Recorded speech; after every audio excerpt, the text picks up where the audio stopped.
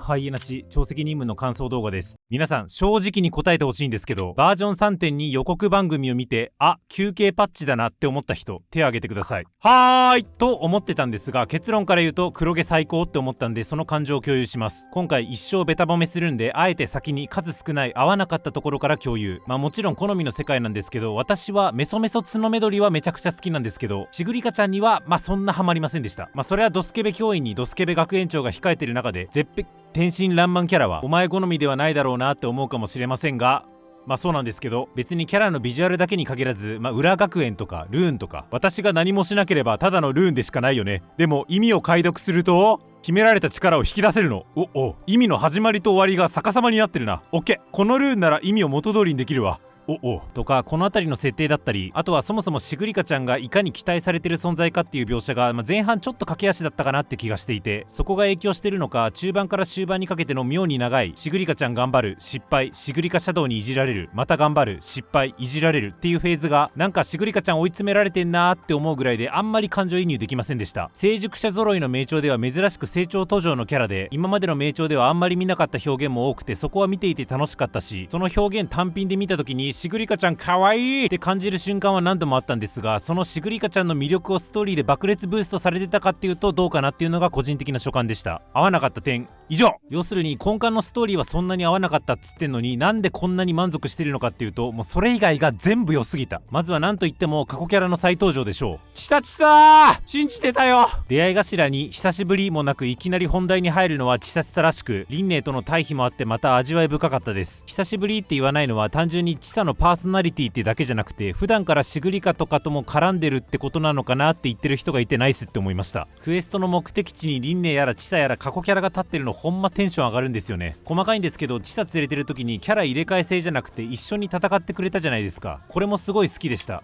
エンドフィールドやってる時にやっぱ複数に一斉にバチボコ殴ってる方が共闘してる感があっていいなって思ったんですよね。でよくよく考えたら名調だってマルチやってる時一緒に殴れるんだから、そういう基盤ってすでにあるわけで、もちろん名調の変装システムならではのスピード感、リレー感の面白さもあると思うんで、別にそれ廃止しろっていうつもりは全くないんですが、ただ長責任務においてはどうせ2人で、しかも片割れひょうちゃんなんで変装システムそんなうまくシナジー出せないですし、だったら長責任務中は開き直ってこのマルチプレイ形式で統一しちゃってもいいんじゃないかなって思いました。話戻して、過去キャラの再登場自体は前々回からすごい良くなってて、以前の感想動画でも触れたんでこの辺にしとくんですが、今回加えて好きだったのが過去キャラが出てくるだけじゃなくて絡みがほんと多彩で最高でした。リュークとルシラーみたいな教員感、ルシラーとシグリカみたいな教員と学生感で、輪廻とシグリカみたいな学生感っていう感じ。教員は教員で学生の身を案じていて、で学生は学生でキャンパスライフを満喫していて、でひょうちゃんは保護者と学生両方の立場でそれぞれに関われていて、バージョン 3.0 の予告配信で初めてスタート落ち学園を見た時に想起した学園生活そのままの体験ができて最高でした。一個めちゃくちゃ嬉しかったシーンがあって、このエピローグのとこ、今すぐ知りたいのにチサちゃん捕まえて任せてください、これ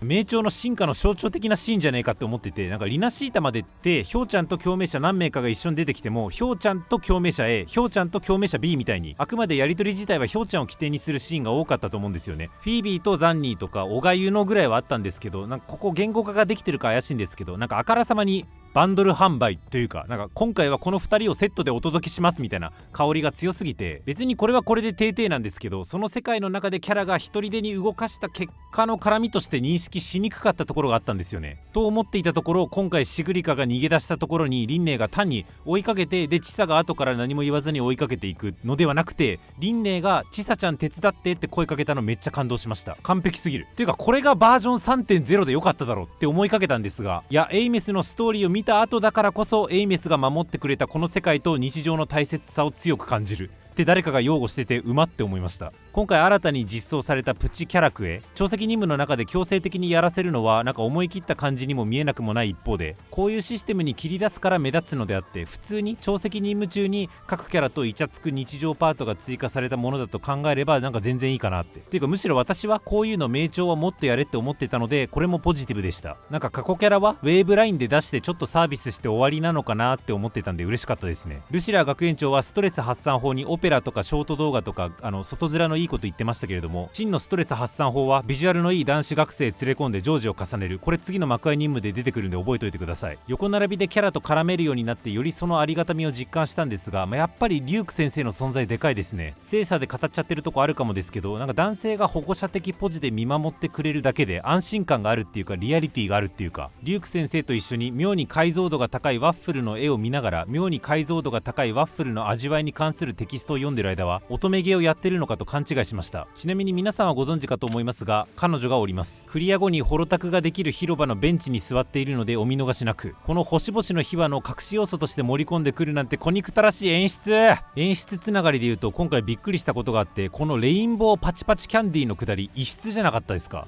これ名調みたいな。私は昔ギャルゲームやってたんで、こういう茶番ギャグパートは買って知ったるなんですけど、名調ってギャグ挟むにしてもなんか選択肢の一つにギャグ選択肢盛り込んで、それを選んだ時だけひょうちゃんがちょっとちょけるぐらいの印象だったんで、ここまで尺しっかりとっての茶番っていうのはやっぱりここでも別芸感を覚えました。しかも普通に面白いし、なんか名調の淡々とした感じのギャグ戦めっちゃ好きなんですよね。なんか当たり前のようにアブに飴食べさせたの笑いました。しかもなんかその飴のくだりをただのギャグシーンで終わらせずに、シグリカのその真面目な時勢に活用したり、飴の開発者は実はリュウク先生でしたみたいな他のキャラの味付けにも活用したり、その辺のなんか小憎たらしさすら覚えるうまさはグギギって思いました。もちろん全バージョンが全バージョンこんな感じだと軽薄というか、これまでの名調らしさを損なう気がしなくもないんですが、とはいえせっかく魅力的なキャラが多いんだから、キャラ使い捨てずにもっと活かせばいいのにかつギャルゲーのノリ大肯定派の私としては、全パート最強モーション付き&ボイス付きっていうありし日のギャルゲーの正当進化版を令和に味わえてにっこりが止まりませんでした。でもそういう個人的な思考は抜きにしても、バージョン 3.1 のクソモストーリーから一息つくフェーズとしては良かったと思います。でまたこれがその1個前のリュウク先生の幕間任務がなかったら、エイメスがあんなことになってるのに何今更楽しくやってんねんって思っちゃってたかもですけど、あのメンタルケア界がうまいことクッションになってるし、今回も要所要所のエイメスお助け確定演出といい、言うてゴリゴリエイメス引きずってるヒョウちゃんといい、エイメスがないがしろにならないようかなり気使って描かれていたので、ペルソナごっこしとる場合か感も全く感じませんでした。ドスケベ学園長がバージョン 3.2 で実装されないと知った時は正直 3.2 終わったなと思っちゃったんですが、想像以上に多彩なポーズで出迎えてくれたので、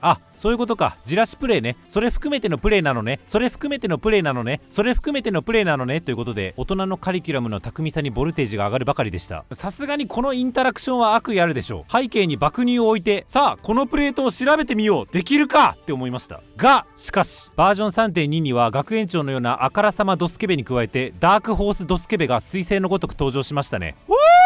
監禁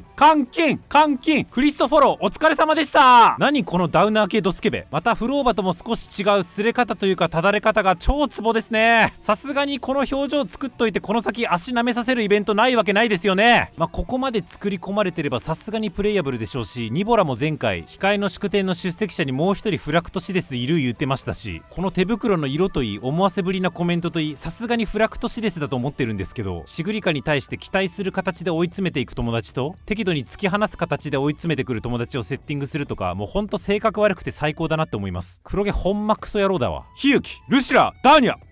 私はバージョン 2.2 から参加勢ですが、先々のキャラクターが過去一俺得すぎて銀行口座終わったなと思ってます。あとはちょっと細かいとこなんですけど、今回から会話シーン中スキップとかバックログのアイコンがデフォルトだと表示されなくなったんですが、効果てきめんですね。もともと会話シーンとムービーシーンの境目もよくわからなくなるぐらい品質高いですけど、今回の仕様変更によってますます境界線が曖昧になって没入感が3割ぐらい増しました。そんなところかな。今回の超責任務は名調に何を期待してるかによって評価が分かれそうな気がしていて、エイメス救出だとかアレフ1だとかヒョウちゃんの出自だとか、前回広げた部分の進展を期待していた人からするとやや期待外れというか、シグリカの連成任務やんけって思う方もいるかもですけど、結局それぞれ自分の尺度でしか物は言えないので、開き直って私の尺度だけで総括すると、バージョン 2. ペケをプレイしていた時に名調こういうところもう少し強化すれば最強になるのになーって思ってたところが軒並み備わってしまって、バージョン 3.1 とは別ベクトルでめっちゃ良かったなと感じました。バージョン 3.1 から続いて3話連続ポジティブだったんで、なんかもうやっぱ神ゲーですね。後半の幕間任務ですとか2周年に向けた盛り上がりに嫌顔でも期待が高まってます。その間に私は最近今更終焉マトリックスが神コンテンツじゃねえかって気づいたので楽しんでいきたいと思います。あなたの今回の超責任務の好きポイント、もちろん合わないポイントでも結構です。ぜひコメントください。ちなみに今回だけプチキャンペーン開催、早めにいいコメント残してくれた方5名様に生成300個差し上げます。詳細は画面参照。黒毛に感謝しつつごご活用ください。今後も名著をしゃぶり尽くしていきますので、ぜひチャンネル登録お願いします。お告げなし。